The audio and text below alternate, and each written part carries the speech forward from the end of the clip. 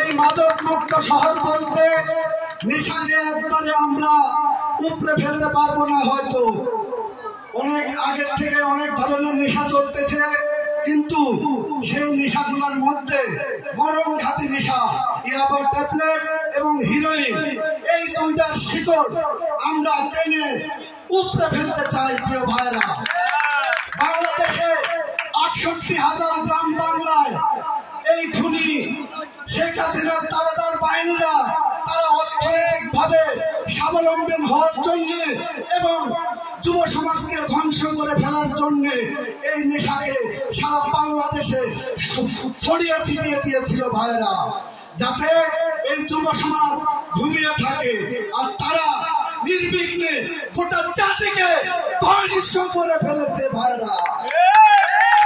১৯৬৬ সালের কোন ৬ দফা, ৬৯-এর কোন অভ্যুত্থান, ৭১-এর মুক্তিযুদ্ধ, ৯০-এর স্বৈর শাসকের পতন, ২০২৪-এর কোটা আন্দোলন একই সুতায় গাঁথা।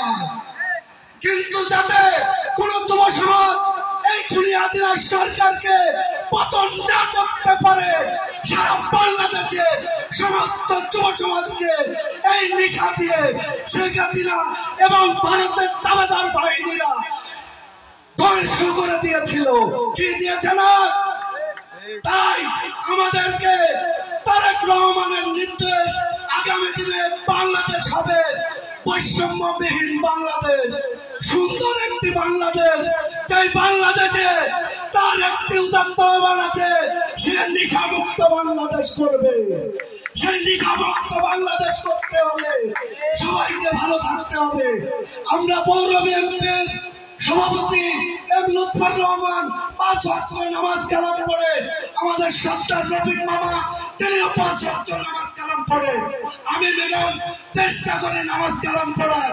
এই যুব সমাজকে একটি কথা বলতে চাই, আপনারা নামাজ কালাম ধরেন, এই নেশা থেকে ইনশাআল্লাহ বিরত থাকবেন। আমি আপনাদেরকে কথা বলতে চাই, নামাজ মানুষকে সকলকে অপকর্ম থেকে বিরত রাখে। আপনারা সবাই আগামী দিনে বাংলাদেশ জাতীয়তাবাদী দলকে পুনরায় বাংলাদেশে ক্ষমতায় আনার জন্য সকল ভেদাভেদ ভুলে গিয়ে আপনারা সবাই কাঁধে কাঁধ মিলিয়ে কাজ করবেন।